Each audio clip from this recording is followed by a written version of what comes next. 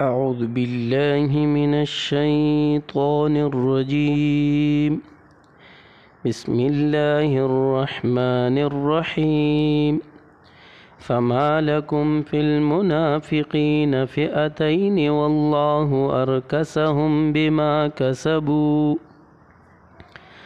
أتريدون أن تهدوا من أضل الله ومن يضلل الله فلن تجد له سبيلا ودوا لو تكفرون كما كفروا فتكونون سواء فلا تتخذوا منهم أولياء حتى يهاجروا في سبيل الله فإن تولوا فخذوهم واقتلوهم حيث وجدتموهم ولا تتخذوا منهم وليا ولا نصيرا فما لكم کیا ہوا ہے تمہیں فی المنافقین منافقوں کے بارے میں فئتین کہ تم دو گروہ ہو گئے واللہ ارکسہم واللہ اور اللہ تعالیٰ نے ارکسہم انہیں الٹ دیا بما کسبوا بسبب اس کے جو انہوں نے کیا اتریدون کیا تم چاہتے ہو ان تہدو یہ کہ ہدایت پر لاؤ من اس کو اضل اللہ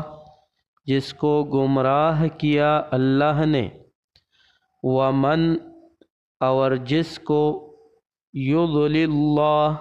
گمراہ کرے اللہ فلن تجد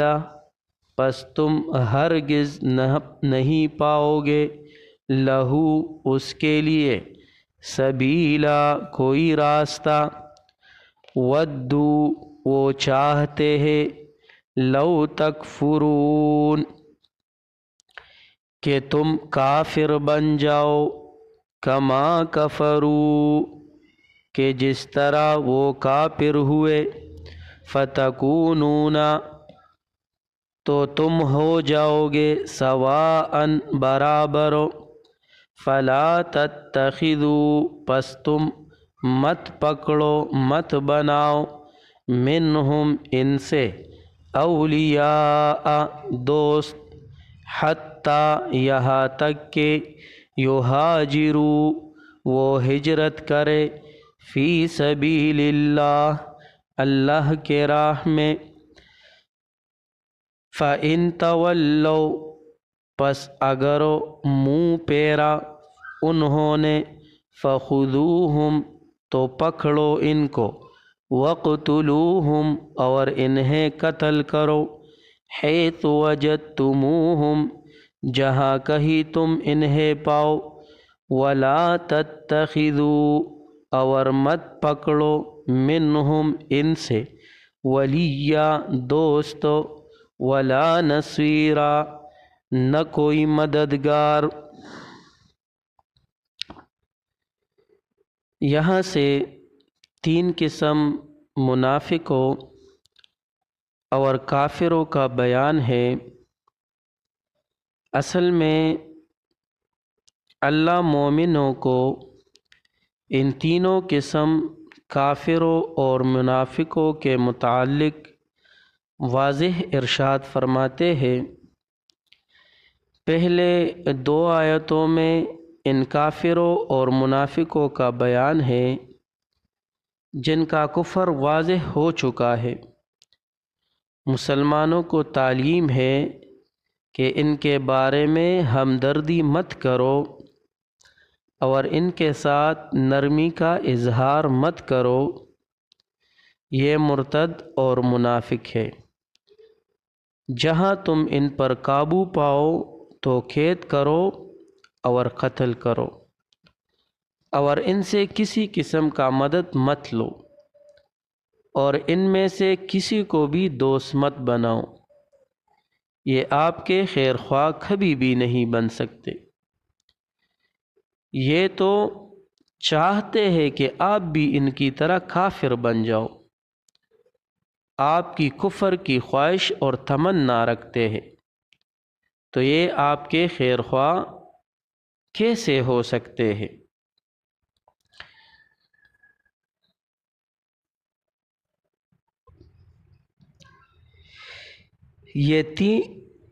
یہ آیتیں کن منافقوں کے بارے میں ہیں؟ تو مفسرین حضرات نے مختلف اقوال اس بارے میں نقل کیے ہیں۔ روح المعانی نے تقریباً 5 قول نقل کی ہے کہ کچھ حضرات مکہ مکرمہ سے ہجرت کیے مدینے کو چلے آئے، آپ صلی اللہ علیہ وآلہ وسلم کے سامنے اپنے ایمان کا اظہار کیا کہ حضرت ہم نے ہجرت بھی کیا اور ہم مسلمان ہیں، لیکن حقیقت میں یہ مسلمان نہیں تھے۔ پھر کچھ عرصہ بعد ان حضرات نے آپ صلی اللہ علیہ وآلہ وسلم کو عرض کیا کہ ہم مکہ تجارت کے لیے جاتے ہیں، پھر واپس آ جائیں گے۔ آپ صلی اللہ علیہ وآلہ وسلم نے ان کو اجازت دیا، لیکن مکہ آنے کے بعد یہ واپس نہ ہوئے اور مرتد ہوئے۔ تو مومن آپس میں ان کے بارے میں مشورہ کرنے لگے کہ یہ مومن ہے یا کافر، اگر ہم ان پر قدرت پالے تو ان کو قتل کریں گے یا یہ ہمارے دوست ہے؟ تو بعض حضرات نے کہا یہ تو مرتد ہوئے ہیں اور کافروں کی طرح ہے، اور بعض نے کہا کہ یہ مسلمان ہیں، کسی عذر کی وجہ سے مکہ میں ٹھہرے ہوئے ہوں گے، جب موقع مل جائے گا تو واپس آ جائیں گے۔ تو اللہ تعالیٰ نے ان کی حالت ان آیتوں میں واضح کر دیا کہ یہ مومنوں نہیں ہے۔ دوسرا قول یہ ہے کہ مکہ میں کچھ کافر ایسے تھے جو مسلمانوں کے بارے میں نرم تھے اور کافروں کی طرح سخت نہیں تھے، لیکن ایمانوں نہیں لائے تھے اور ہجرت بھی نہیں کیا تھا، جیسے حضرت عباس، حضرت عقیل، حضرت ابو العاص رضی اللہ تعالیٰ عنہم۔ بعد میں یہ تینوں مسلمان ہوئے، لیکن غزوہ بدر اور غزوہ احد کے موقع پر یہ مسلمان نہ تھے، یہاں تک کہ یہ حضرات بدر کے میدان میں کافروں کے ساتھ آئے تھے اور مسلمانوں کے مد مقابل کھڑے تھے، اور اللہ کی قدرت ہے کہ یہ تینوں بدر میں قید ہوئے۔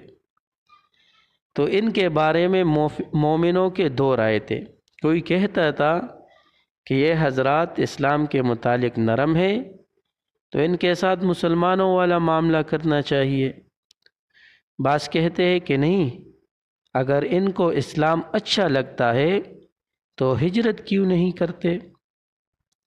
دراصل اس وقت ہجرت یہ ایمان کی نشانی تھی،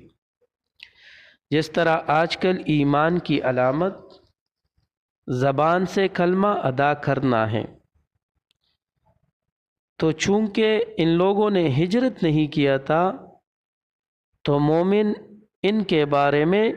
2 گروہ ہو گئے، تو اللہ تعالیٰ نے ان آیتوں کو نازل فرمایا اور ان کی حال کی وضاحت کی۔ تیسرا قول یہ ہے کہ عبداللہ بن سلول اور جو ان کے 300 ساتھی احد میں واپس ہوئے تھے، یہ ان کے متعلق کہ جب مومن احد سے واپس آئے تو بعض حضرات کہتے تھے کہ یہ عبداللہ بن سلول اور ان کے جو ساتھی ہے یہ منافق، مرتد اور کافر ہے، لہٰذا ان کے ساتھ بھی معاملہ کافر والا ہونا چاہیے، اور بعض کہتے تھے کہ نہیں یہ ہمارے دوست تھے، تو ان کے متعلق یہ آیات نازل ہوئی۔ ایک قول یہ ہے کہ یہ عرینہ قبیلہ کے ان 7 آدمیوں کے بارے میں نازل ہوئی ہے جو مدینہ ایمان کے ظہور کے ساتھ آئے، لیکن مدینہ میں ان کو آب و ہوا وہ راس نہ آئی، جس کی وجہ سے یہ بیمار ہوئے۔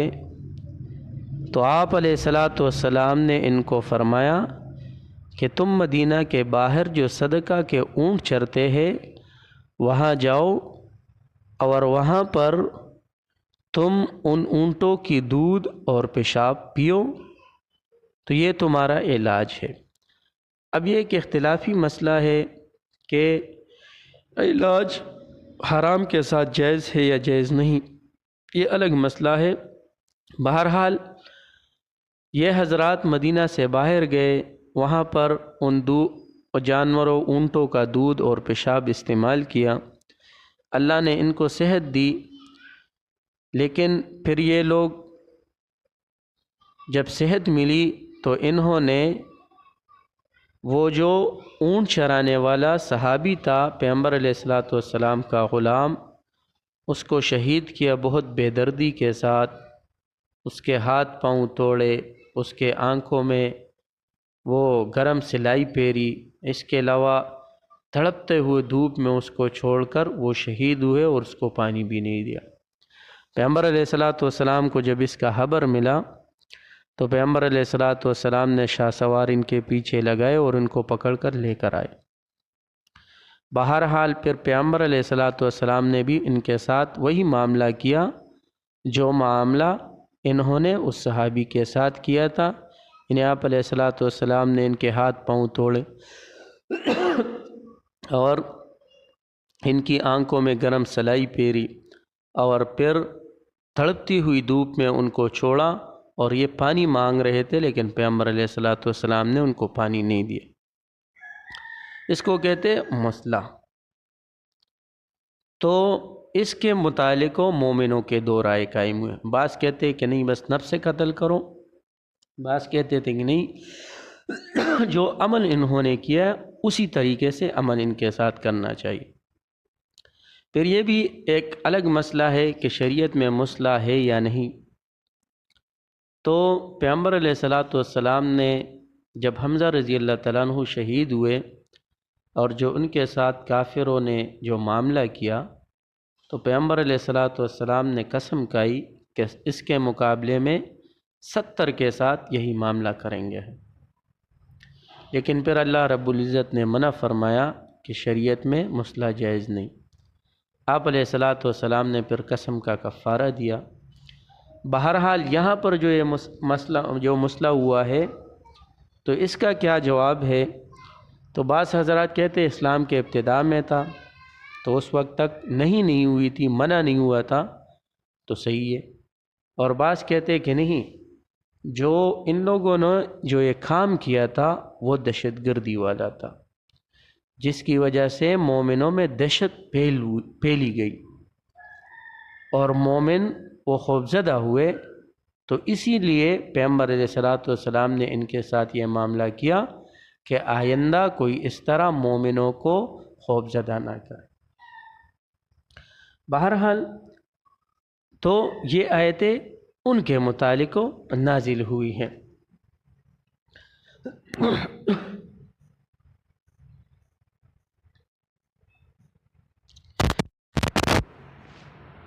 فَمَا لَكُمْ فِي الْمُنَافِقِينَ، کیا ہوا ہے تم کو کہ تم 2 گروہ ہو گئے منافقوں کے بارے میں۔ تو یہاں پر یہ خطاب مومنوں کو ہے، اور کہ مومنوں میں سے بعض نے کہا کہ ان کو قتل کرتے ہیں، معاملہ کیا کریں گے، مومن ہے یا کافر ہے؟ تو اللہ نے فرمایا تم میں کیا ہوا ہے ان منافقوں کے بارے میں، اللہ ان کا خبر دیتا ہے۔ واللہ ارکسہم، واللہ یہ وہ حالیہ ہے، اور حال یہ ہے اللہ ارکسہم کہ اللہ نے ان کو الٹا کیا ہے۔ ارکسہ کا اصل معنی انڈیلنا، یعنی پاؤں اوپر اور سر نیچے کرنا، اس کو کہتے ہیں ارکسہ۔ بما کسبوا، بوجہ اس کے جو انہوں نے کیا ہے، ان کی کفر اور ارتداد و منافقت کی وجہ سے اللہ تعالیٰ نے ان کو واپس کفر میں لے گیا۔ مطلب یہ ہے کہ انہوں نے دل سے ایمان نہ لایا، صرف منہ سے کلمہ کہا اور دل میں کفر اور منافقت تھا، تو اللہ تعالیٰ نے ان کو پھر کفر میں لے گیا۔ جو زبان کی ایمان تھا وہ بھی چلا گیا۔ ام تريدون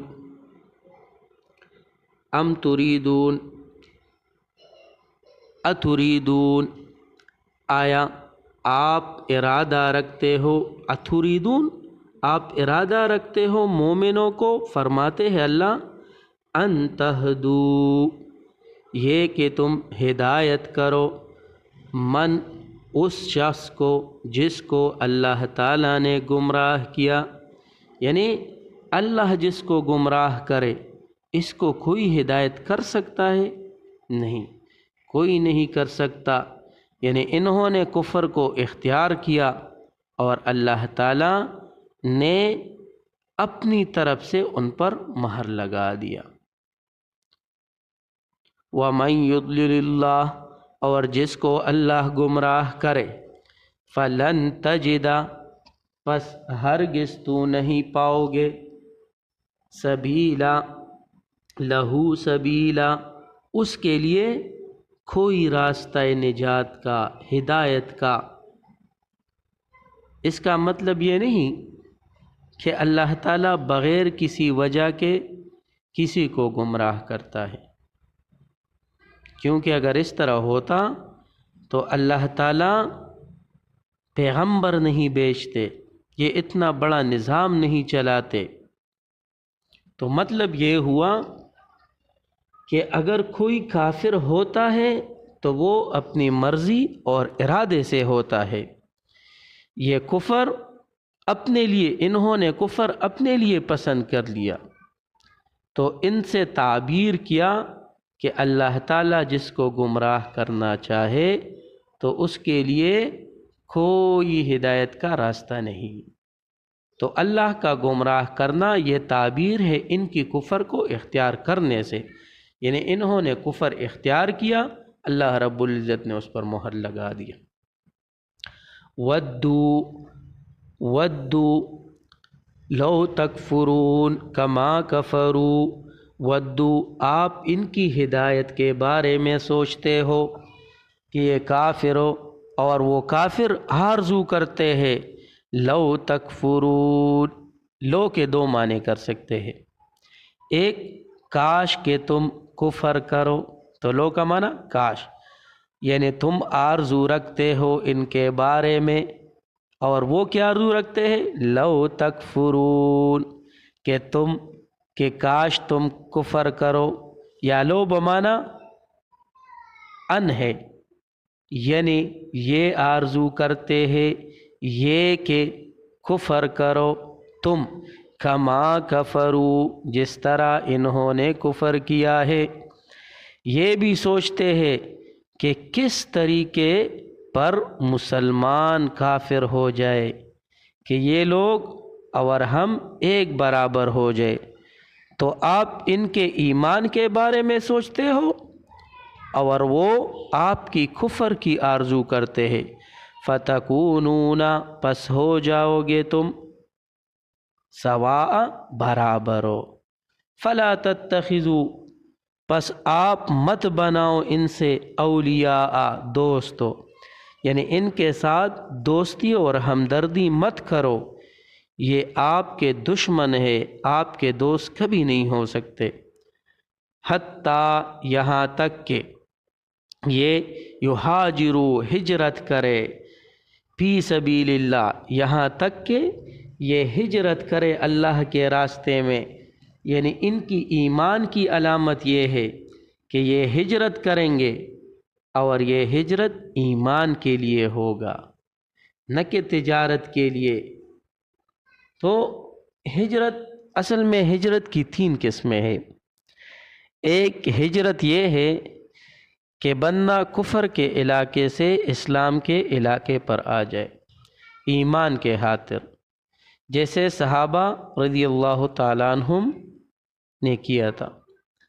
دوسرا ہجرت کہ انسان گناہوں سے ہجرت کرے۔ آپ صلی اللہ علیہ وسلم فرماتے تھے، آپ صلی اللہ علیہ وسلم کا ارشاد ہے،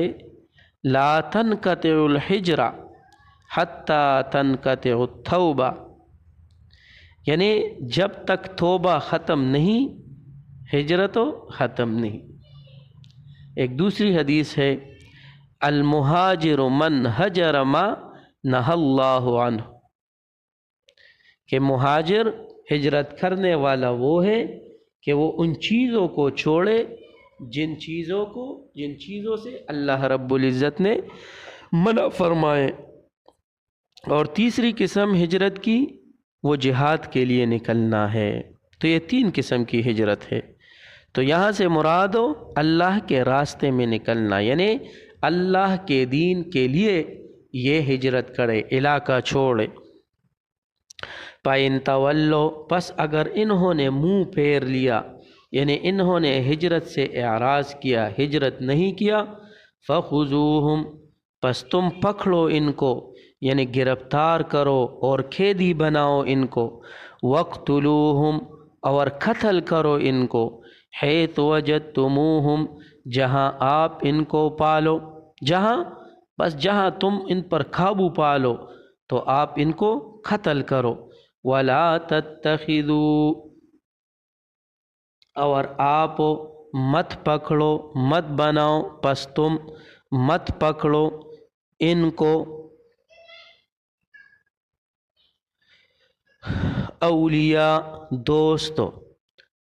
وَلَا تَتَّخِذُوا، اور ان میں سے کسی کو دوست مت بناؤ،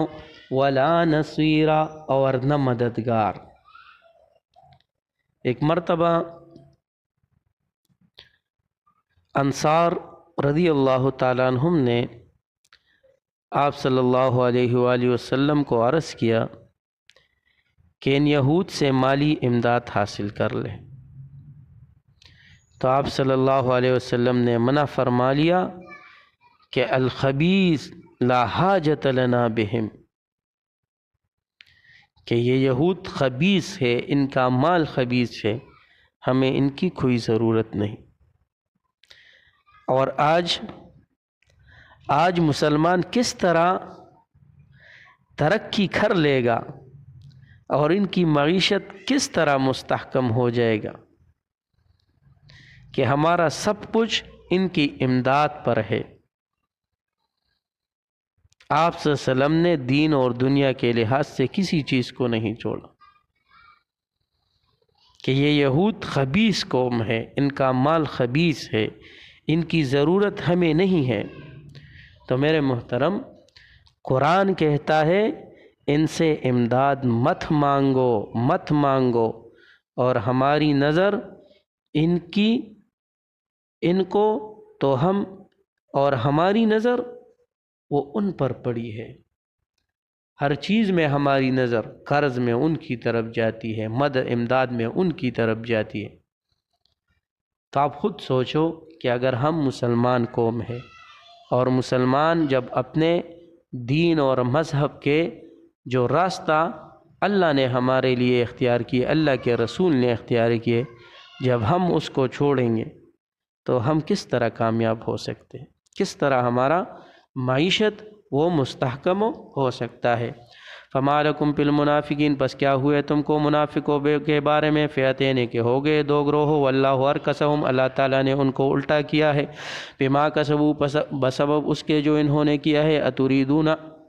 آیا تم ارادہ رکھتے ہو ان تہدو یہ کہ ہدایت کرو من اس کو اضل اللہ جس کو اللہ نے گمراہ کیا ہے، اور جس کو اللہ گمراہ کرے فلن تجد لہ سبیلا تو نہیں پائے گا ان کے لیے کوئی راستہ، ودوا لو تکفرون کما کفروا وہ چاہتے ہیں کہ تم کافر ہو کما جس طرح وہ کافر ہوئے ہیں، فتکونون سوا پس برابر ہو جاؤ گے تم، فلا تتخذوا منہم پس مت بناؤ ان میں سے اولیاء دوستو حتی یہاجروا یہاں تک کہ وہ ہجرت کرے فی سبیل اللہ کے راستے میں، فَإِن تَوَلَّوْا پس اگر اعراض کیا فَخُذُوهُمْ پس پکڑو ان کو، وَاقْتُلُوهُمْ اور قتل کرو حیث وجدتموہم جہاں تم پاؤ ان کو، وَلَا تَتَّخِذُوا اور مت بناؤ منہم ان سے ولیاً دوست ولا نصیرا اور نہ مددگار۔